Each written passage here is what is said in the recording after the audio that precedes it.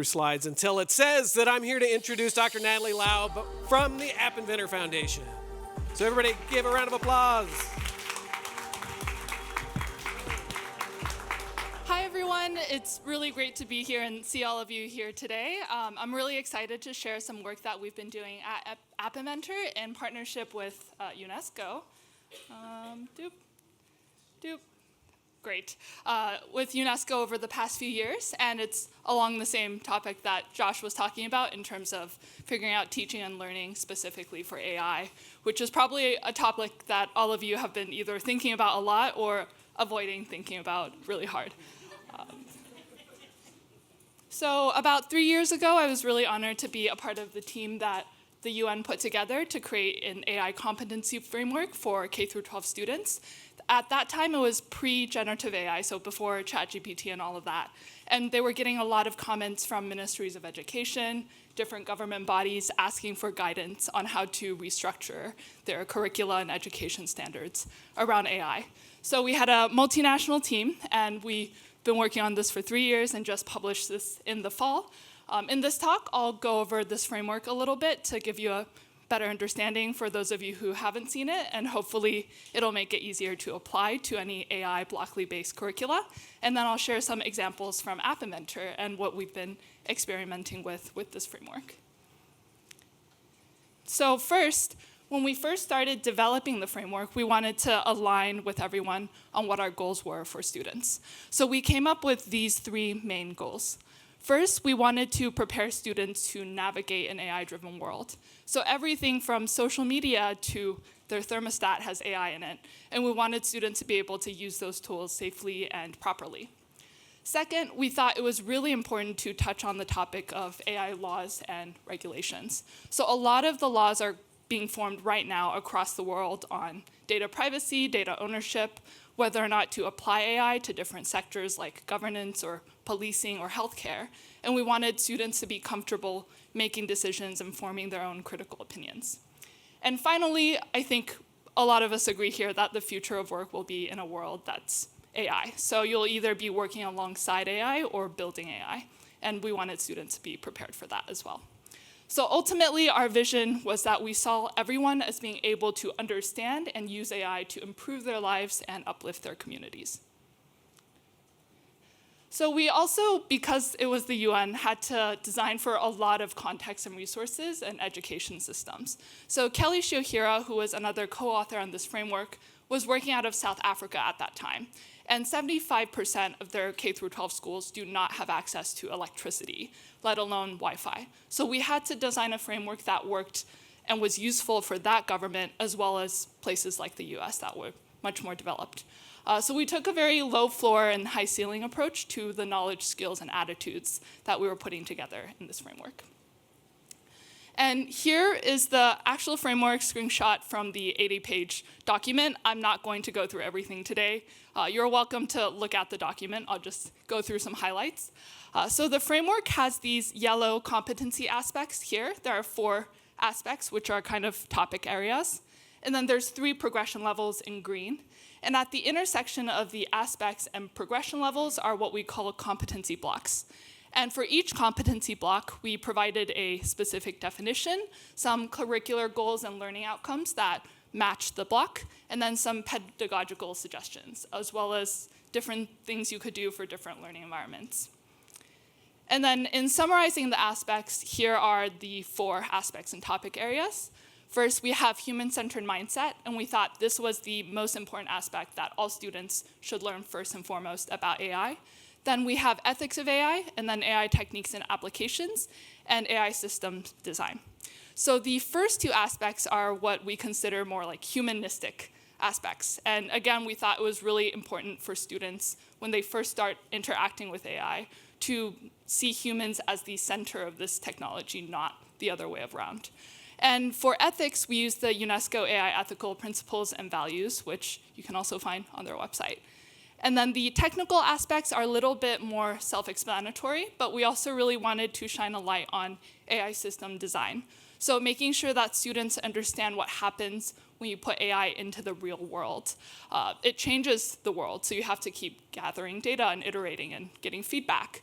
And also a lot of cultural, ethical, and structural considerations that we have to make when we implement AI.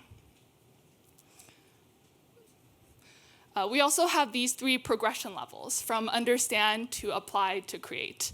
Some of you might recognize this as a simplified version of Bloom's taxonomy. We also thought reflect and analyze were really important here, but we had them embedded inside the learning outcomes and curricular goals for each competency block, so they're not highlighted here. And one thing I wanted to highlight is that in the UN framework, they actually specifically call out blockly-based tools and blocks-based programming languages as a really excellent entry point for specifically the AI techniques and applications sphere, which is a lot of what we've been doing at App Inventor, trying to align and give examples over the past 2 years as we've been developing this with the UN. So now I'll share some examples of what we have been doing. So we've developed a lot of one-off lessons, as well as worked with governments around the world to develop like semester-long intro to AI curricula, as well as ran global competitions. So I'll talk a little bit about how all of those fit into the framework. So first, this is Story GPT, which is a short hour of code tutorial we came out with pretty recently. And this might look like a lot of your Blockly-based AI intro tutorials. It's a 30-minute activity where students make this app that has a bunch of cute buttons with emojis on them. And when you press one of the buttons, it generates a short story about whatever emoji or word combination it has. So in this sort of very basic intro-level tutorial, it covers elements of the AI techniques and applications row, so AI foundations in teaching what generative AI is and how it works at some level. Application skills, so applying LLMs to storytelling and creative writing. Creating AI tools in creating a mobile app. And then iterating and getting feedback as you code and debug. So when we looked at this basic tutorial, we obviously noticed that it didn't cover any of the humanistic aspects, which the UN was like, this is the most important, you should do something about this. So this was our approach to include that in this type of intro-level tutorial. So we created part 2, which is an exercise that we called Analyze and Critique Story GPT. And what we did was we looked at the UNESCO AI ethics values and principles, and we found 2 that we thought were most relevant to this exercise. So transparency and explainability. We had students experiment with their app with the Blockly-based code to try to get it to explain itself and how it worked in generating that story.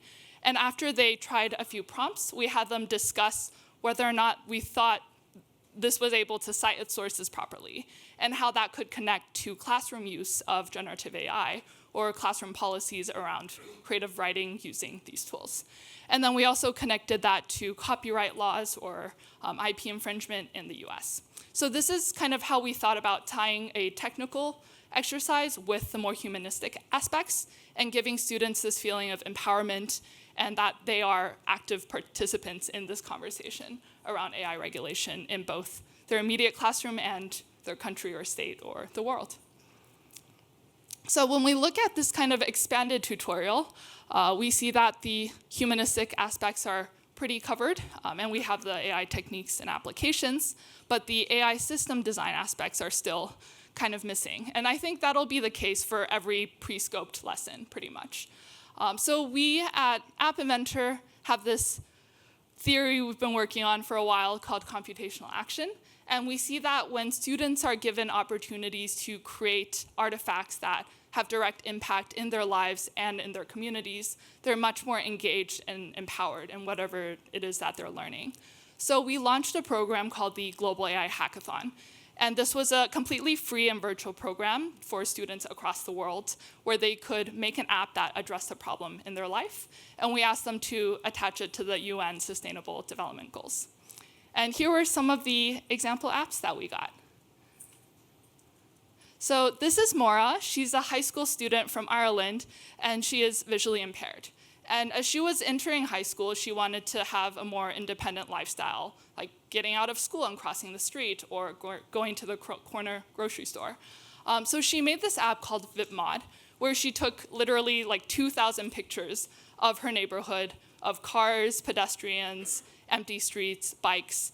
She trained it on Teachable Machine, and then she programmed an app that she put on her phone, attached to a jogger strap on her arm, and then when she was crossing the street, it would be able to use the camera to see what was coming on the street and vibrate and give her a scream if there was something out there.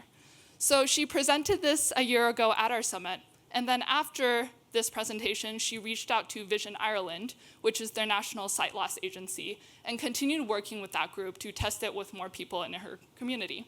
And then just last month, she was in Ohio at the Regeneron ISAF, where she won a prize for this.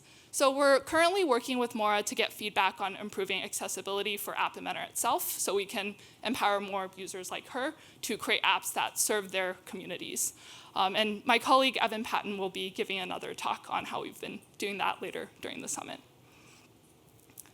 So this is another example that we saw from Brazil. So these students are from an area where there are a lot of very deadly landslides.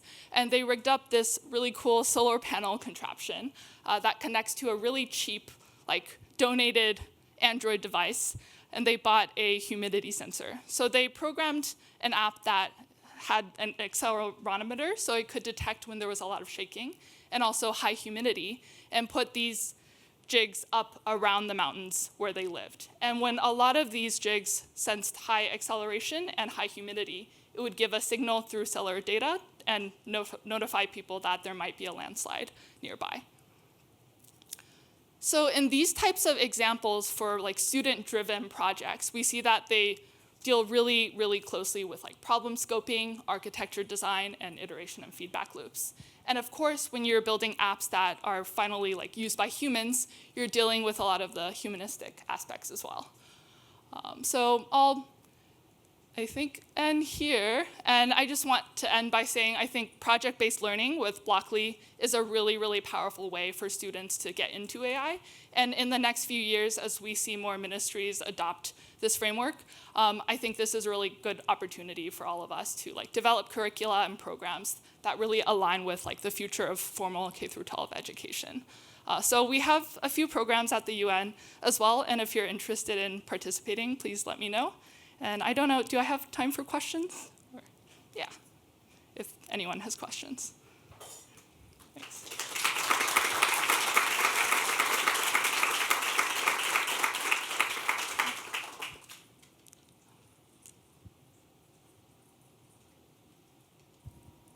Hi.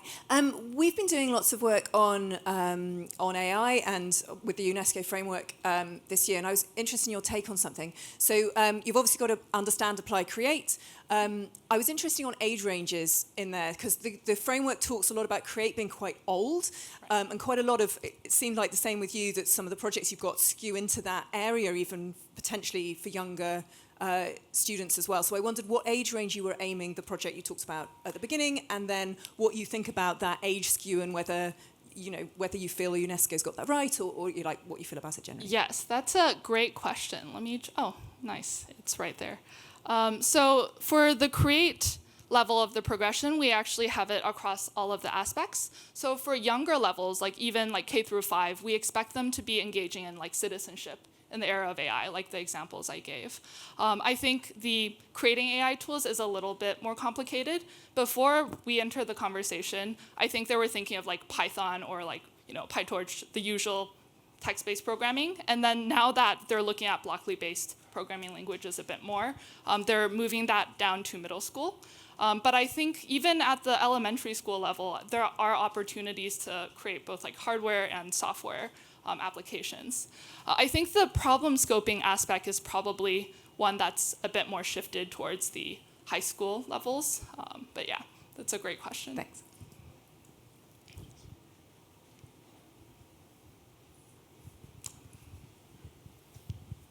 Hi. At the beginning of the presentation, you mentioned an environment where they didn't have like a lot of internet connection, stuff like that. Did you manage to get like access to like a GPT in that environment? So again, excellent question. We do not. So the UN has a lot of initiatives to try to bring electricity and bandwidth to low access regions. But for the time being, we work with what we have. And for a lot of those low access environments, we look at what actually matters to the people who live there. And for them, it's avenues of redress and workforce readiness. So in terms of avenues of redress, if, for example, the bank is approving a loan on your mortgage in South Africa and they're using AI, they need to be able to know the fact that that's an AI algorithm being used and how to approach the bank if they want to dispute it. So that's what we've been teaching at the lower levels. And then, of course, workforce readiness, it's really hard to teach about GPTs without actually interacting with one. So we haven't really been doing that aspect as much. Thanks. Yeah.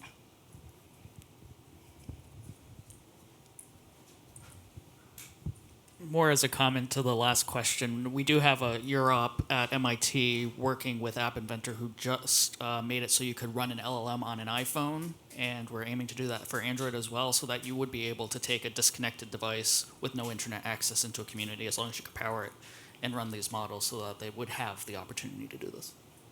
Yeah, that's a really good point. I think smartphone penetration is pretty strong. So we work with communities in the mountains of Peru where maybe the family only has one digital device, and that's almost always a smartphone. So we've been trying to build SLMs on that with Google. So hopefully we'll see more progress in the next year or so. All right, great, thank you.